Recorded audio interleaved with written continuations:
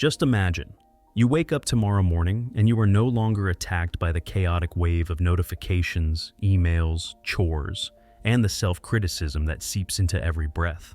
Instead, your mind is as still as a mountain lake, so clear that you can hear the sound of your own life. This is not an elusive dream, but the very real rhythm of life when we touch the core of Japanese minimalism, a place where every small movement has a soul, every empty space knows how to heal. I will explore with you 5 Zen secrets that help us lighten our daily burdens, not by forcing ourselves to be calm, but by redesigning our presence, less but right, slow but wise, small but sustainable. You will not find any magic spells, only simple doors that open through humble habits, a desk tidied in just the right way, a breath that settles in your lower abdomen, a simple question that pulls you back to your center. The third secret alone is powerful enough to change how you navigate moments of stress. You will no longer be swept away, but will stand still in the middle of the wind and choose to respond instead of react. As for the fifth secret, it might just be the piece you have been missing all this time, a tiny ritual powerful enough to build a bridge to the next day with gentleness. If you are exhausted from chasing too many shoulds, if your home and your head are both cluttered with objects and thoughts, consider this an appointment with yourself. We will untie each knot, listen to the sound of wood, of water, of ink drying on paper, so that silence is no longer a luxurious weekend reward, but becomes the baseline rhythm of every morning. When you are ready, we will begin. 1. Focus on the essential. In the morning, you pull open the drawer next to the kitchen counter to find a fruit knife, but the first thing that greets you is the clatter of a pile of anonymous objects. Paper clips, old straws, yellowed receipts, a few charging cables of unknown origin. This seemingly small moment speaks to a larger truth. We are holding on to things that have stopped serving our lives. Japanese minimalism, steeped in the spirit of Zen, begins its healing right in these places. In the drawer, on the desk, amidst the tangled threads of thought. The focus here is not on clearing things out to make space, but on gently asking, what is truly essential for me to live well, work deeply, and love more completely today? The easiest starting point is with physical objects. Lift each item as if you were participating in your own small tea ceremony. Breathe in deeply, touch it, feel its weight, and then ask not only does it spark joy, but also, does it contribute to the long-term rhythm of life I desire? A flexible body, a clear mind, creative work. As you set down the items you rarely use, your mind automatically releases its invisible burdens. It is no coincidence that a cluttered environment often raises cortisol levels. Your home is a mirror reflecting your nervous system. By keeping only what is truly useful for your daily routines, a good kettle, a sharp knife, a favorite cup, you are mending the breath of your space, returning it to its function of support, not a storage unit for tired memories. But ultimately, the greatest clutter is often not on our shelves, but in our heads. Zen meditation invites you to sit still for 10 to 20 minutes, observing your thoughts like clouds passing by. Name them softly. Worrying, planning, remembering. The goal is not to chase them away, but to see which layer is the core. As the clouds disperse, you will notice a few thoughts that persistently return because they are the seeds of what is essential. Nurturing a relationship, cultivating your health, working on a meaningful project.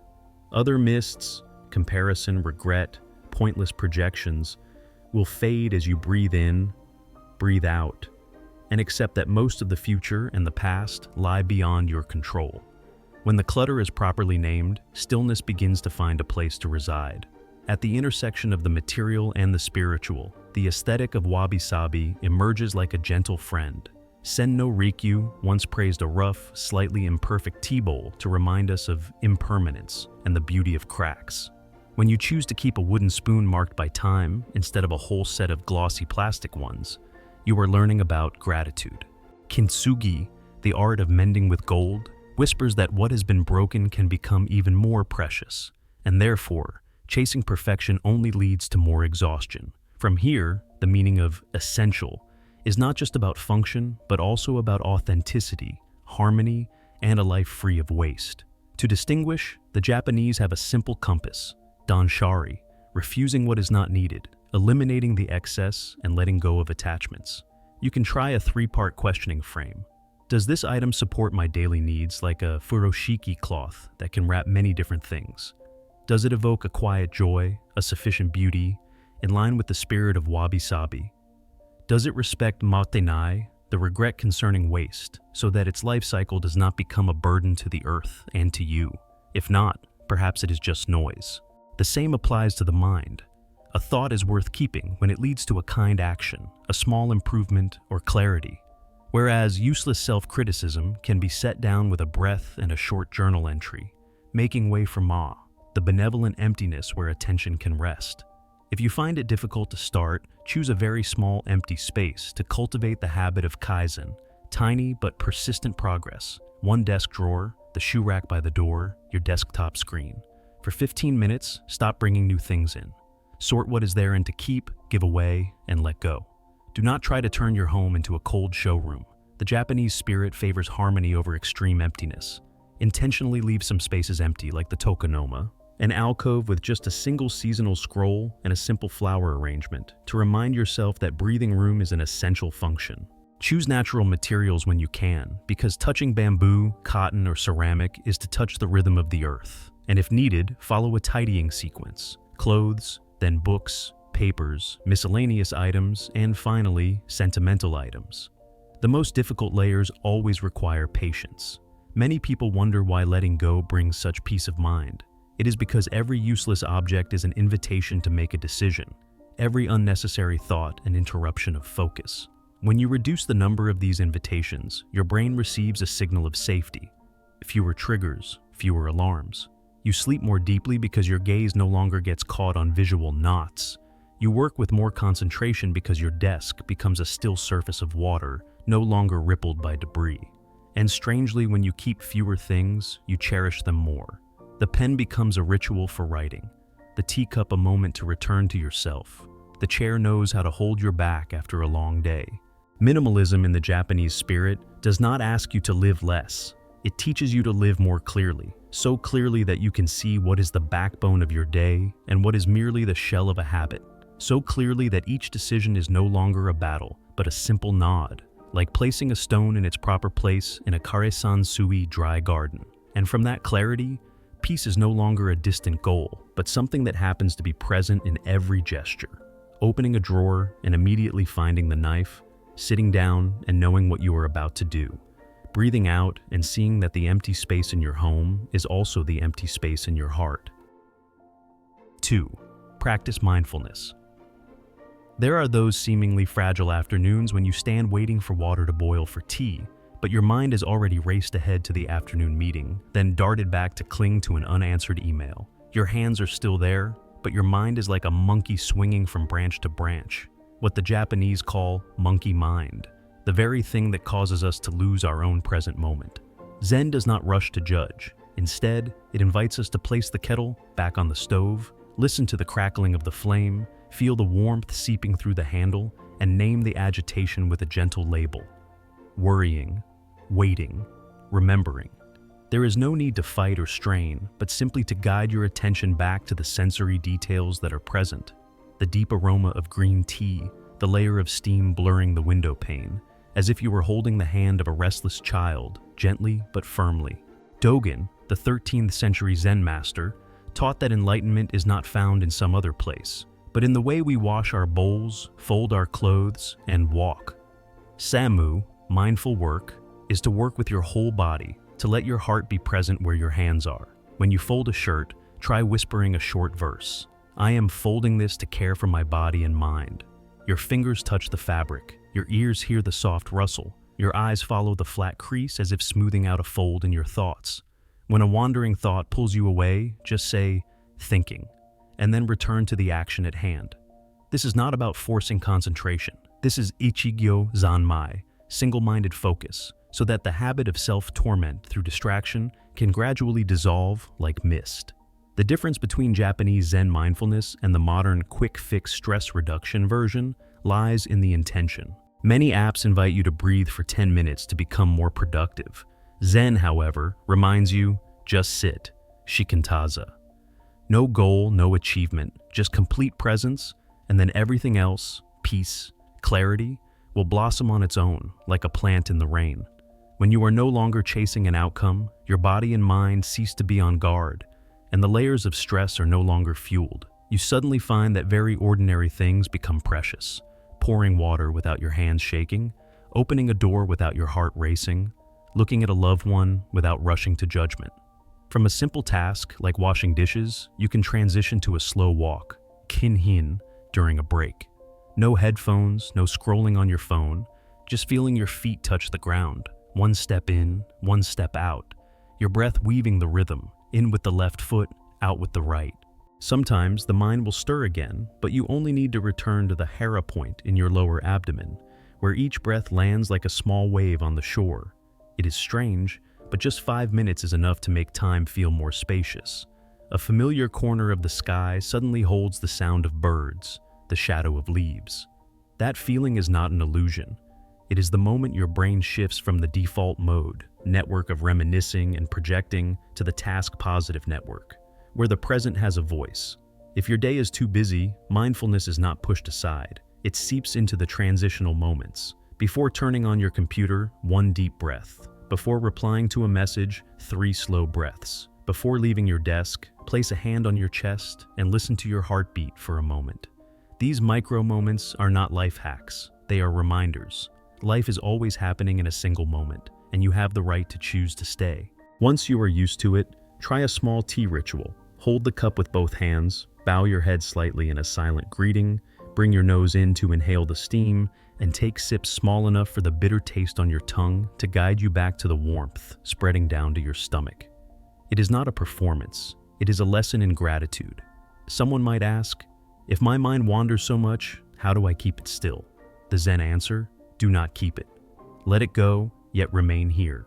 When you name a stream of thought, comparing, fearing missing out, you have opened a window to let the breeze in.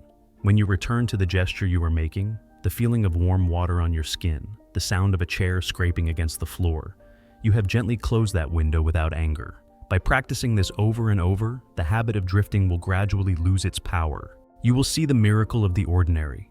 Worries still arrive, but they no longer occupy the whole house. Emails still pile up, but they no longer make your heart jump. Your schedule is still full, but there is a hidden breath within each task. Late in the evening, try sitting still for 5 or 10 minutes in a familiar chair.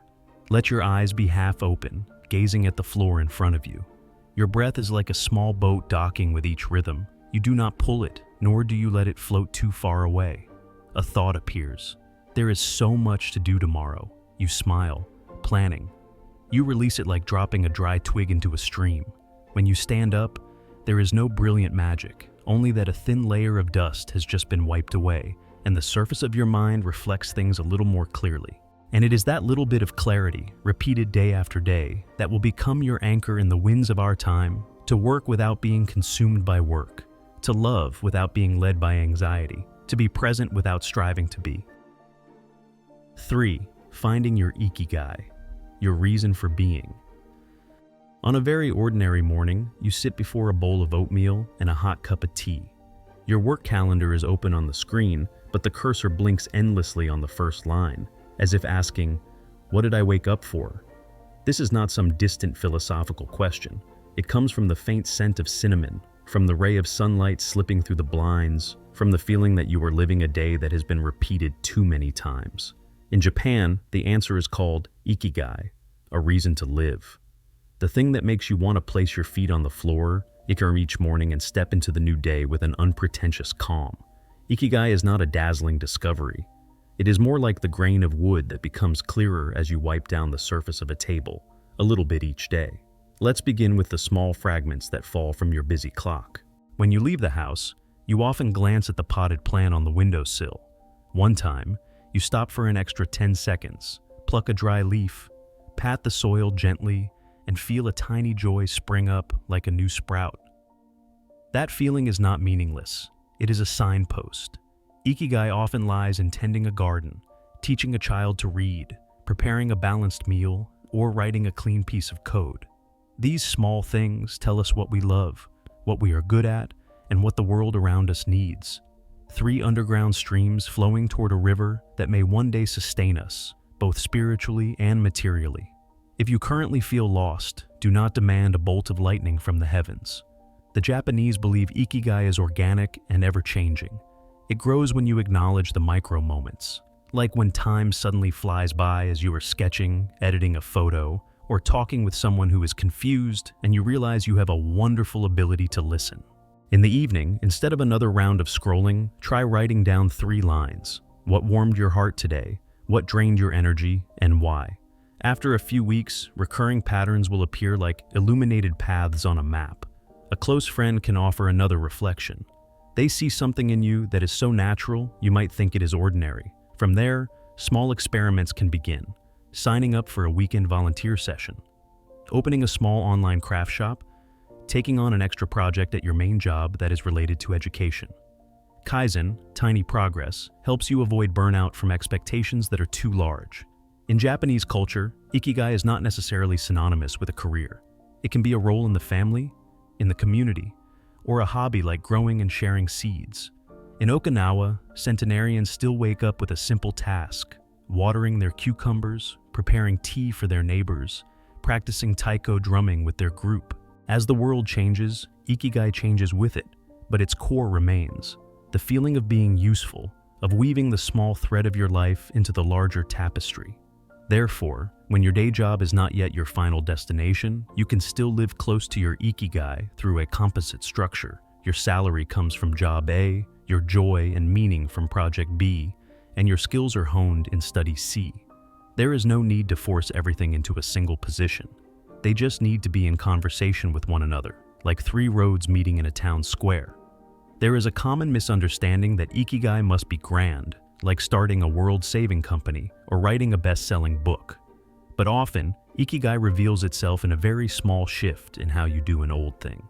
A project manager, instead of chasing charts, realizes their excitement lies in resolving conflicts with kindness. They begin to learn more about nonviolent communication, and every meeting becomes a practice session. A home cook, instead of just getting a meal done, pays close attention to nutritional balance and color, writing down recipes to share with others. These changes do not shake the map, but they do move the heart. And the heart, when it vibrates at the right frequency, will transmit endurance into a long day. There are also times when Ikigai subsides, when you are exhausted or have just experienced a loss. At those times, return to the low-hanging questions, just enough to lift yourself off the ground. Can I do one good thing for my body today? One helpful thing for someone else? One small point of progress in my craft? The answer might be a glass of warm water, a text message to check on someone, 5 minutes of practice. You have just replanted 3 roots and tomorrow they will be stronger. This rhythm is not impatient. It is as serene as the Chinoyu tea ceremony. Every movement has its place, every second has its meaning. Then, one morning will come when you are sitting before your bowl of oatmeal again. The calendar page is still waiting, the cursor still blinking, but you are no longer afraid. You know what you will do first, and why. Without slogans, without needing to go big, you are simply living with a quiet direction, doing well what you are good at, offering what you love, and receiving enough to keep going. That is when Ikigai stops being a concept and becomes the rhythm of your steps. And every step, no matter how small, leads you to a wider expanse of peace. 4. Practice traditional arts. One Sunday morning, you accidentally drop your favorite ceramic bowl. The sound of it shattering rings out like a flash of lightning across the quiet kitchen. Your first reflex is to sweep up the shards and throw them away. But then you pause, noticing on the tiled floor the glittering lines of the cracks in the early sun. The Japanese have a different way of seeing this. Kintsugi. They take the time to sit down, mix lacquer with gold, and caress each fracture, so that from the pain, golden seams emerge.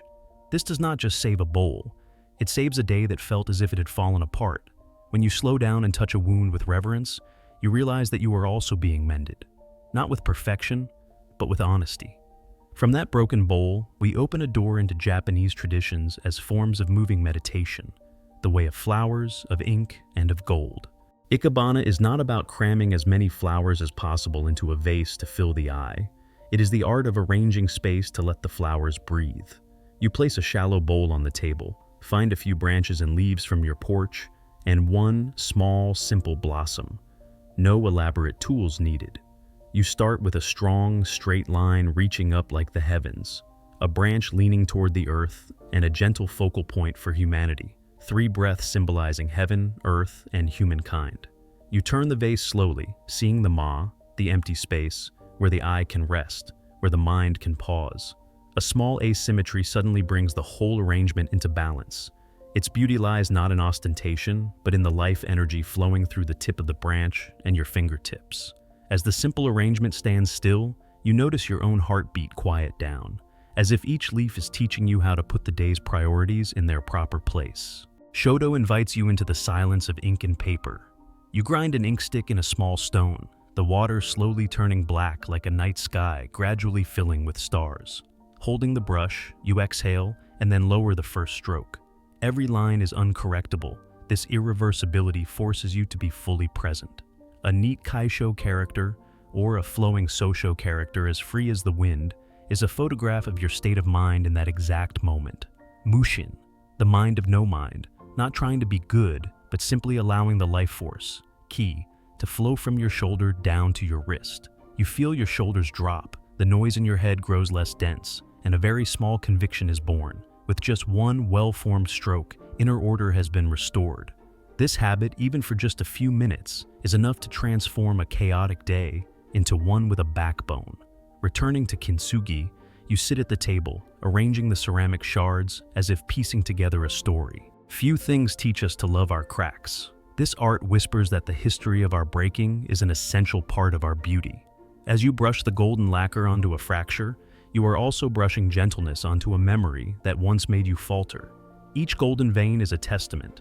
What was once broken can now hold the strength to support. Not everything needs to be fixed to perfection. Sometimes, it is the imperfect outline that gives us a reason to cherish it. If you are busy, these traditions do not demand long stretches of time. On your desk, a 3-minute Ikebana lesson with 3 blades of wild grass is enough to give your eyes a place to land.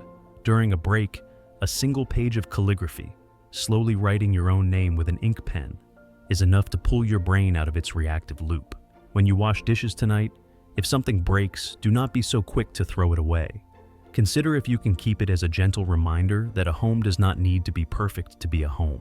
These small practices act like secret doors. We step through them with our bodies and hands, but what changes most deeply is our inner rhythm, slowing down, becoming clearer, more resilient. What gives these traditional arts their power is not their ancient names, but the way they compel us to single task. When you place a branch, all other thoughts recede. When you draw a line, all screens fall silent. When you mend a crack, all comparisons cease. That focus does not dissipate when you leave the table. It follows you into your meetings, into the kitchen, into your sleep. You begin to arrange your emails like Ikebana, few, but in the right place. You write messages like Shodō, clear and honest. You look at the scratches from a long day like Kintsugi, worthy of being cherished because you made it through. And then one afternoon, you place a bouquet of wildflowers in a low vase, set the bowl with the golden seams on a shelf, and put a piece of paper with a single character in a frame. The room is no louder, but your mind is a shade brighter. You understand why the Japanese can find serenity amidst the rush of life. They learn to slow down with their hands, and the mind follows. From the flowers, the ink, and the gold, you bring home the softest yet most durable skill, the ability to be present. And that ability is the softest pillow for every windy day. 5. Build a personal relaxation ritual.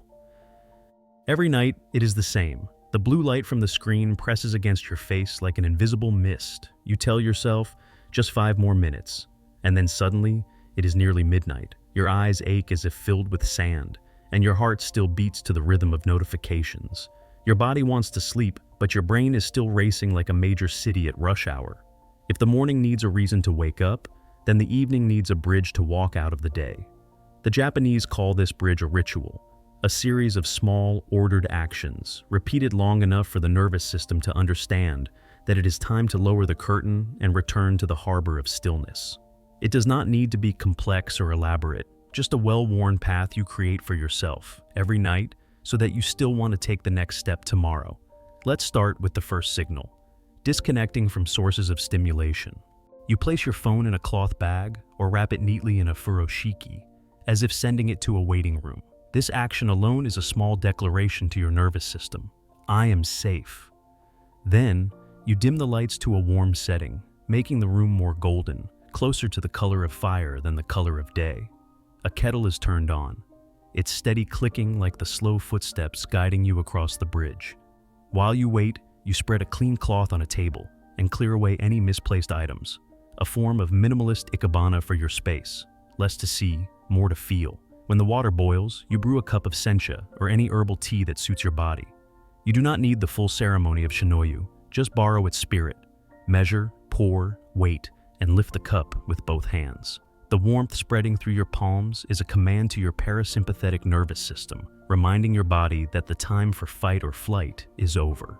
As the first sip touches your tongue, you notice its bitter or sweet taste, feeling the steam like a small cloud passing your nose. None of this is for the goal of success.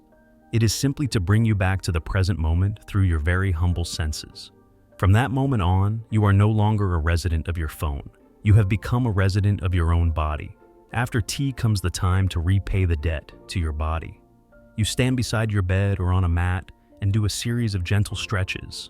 Tilt your head to each side to release the tension in your neck. Roll your shoulders to let go of the day's burdens. Fold forward to touch the floor so your back can breathe. With each movement, your exhale is one beat longer than your inhale, like dropping an anchor to the bottom of the water. No music, no mirror. Just pay attention to the sensations of hot and cold, tight and soft. Every inch of your body understands that you are here for it, not for some distant like. When the body quiets down, the mind becomes more willing to listen. You open a notebook and write 3 very short lines. One thing you are grateful for, one thing you want to let go of, and one thing you want to carry into tomorrow. These written words are Kintsugi for the spirit. Each crack in the day is mended with ink instead of gold, but it shines just as brightly with honesty. If your mind still wants to talk, give it 5 slow, counted breaths. Inhale for a count of 4, hold for 7, exhale for 8. This rhythm is like a second bridge, sturdier, with a gentler downward slope, guiding you into a bounded silence. On days when you have a bathtub, a simplified ofuro is a great gift. Wash yourself first, then soak in warm water for about 10 minutes with the scent of lavender or hinoki wood. The water envelops your muscles, your blood vessels dilate, your heart is allowed to slow down. This is how the Japanese fold up a day. If you do not have a bathtub, a foot soak is enough. Warm water, pink salt, a few drops of essential oil. Simple yet effective, like having a small fireplace in winter. Preparing your bed is also a ritual. You smooth the sheets, fluff the pillows so the filling is even, and pull the futon, even if it is just a modern version, out of the closet, like pulling a night sky down onto the floor. This gesture teaches the brain that it is time to go into the den. On your nightstand, keep only the paperback book you are currently reading, a small lamp, and perhaps a gentle room spray. You do not need too many objects. Ma, the empty space, is the most effective sedative. When everything is in its place, you rest your hands on your lower abdomen, listening to your breath rise and fall like a small boat, and allow your eyelids to close even before the book does. If you are very busy tonight, condense the ritual into a pocket-sized version that still keeps its core. Turn off your screen 15 minutes earlier, have 1 cup of tea, write 3 lines, take 5 breaths. Kaizen does not demand perfection. It only asks that you show up, just a little, every day. After a week, you will notice the difference not in the number of hours you sleep, but in the quality of your waking. Your mind is not foggy, your heart is not racing, and your hand no longer instinctively reaches for your phone, as if searching for yourself. And when the ritual becomes a well-worn path, just touching one part of it, turning on the warm light, holding the teacup, your whole body already knows the way home. The night is still the night, work is still work, and the world still has its own noise. But in your small room, you have built a torii gate for yourself. To step through it is to enter a zone of stillness where the day ends in a gentle order. No grand declarations, no expensive gadgets, just a few repeated actions done with care. And from that care, sleep arrives like a familiar guest, and the next morning, you are present as someone who has been recharged, someone who knows how to hold themselves before holding the world. By now, perhaps you are sitting a little more still, as if a small window has just opened in your chest, letting a breeze pass through. Hold on to that rhythm of breathing for a few more moments, because what you need to carry with you is not a list of things to do, but a newfound stillness that is formed in your hands. From now on, when you open a drawer, pour a cup of tea, or stand before a dark window, you can try asking a very gentle question. What, right in this moment, truly supports me? Then, choose one small action and do it completely. Fold a shirt until it is flat. Write one line of gratitude, turn off a screen, allowing the rhythm of your life to gradually settle, like the surface of water that stills after the pebbles of a long day have been tossed in. If tomorrow brings strong winds, do not be quick to despair. A branch can still stand firm when it knows how to bend with the wind's direction. Minimalism, in the Japanese spirit, does not demand that you become someone else. It only invites you to return to your true form, less for show, more fulfilled. And in those seemingly trivial moments, you will realize that peace is not found in the destination, but in the way we take each step, slowly, deeply, intentionally, and with kindness toward ourselves. Before we part tonight, if you would like to continue walking this lighter path together, please leave a small sign to let me know you are here, a like, a subscribe, or a comment sharing one tiny thing you will try tonight. I will read every line as if I were reading a golden seam of Kintsugi, the cracks that are gradually beginning to shine, and I will see you next time when we open another window to let the wind in.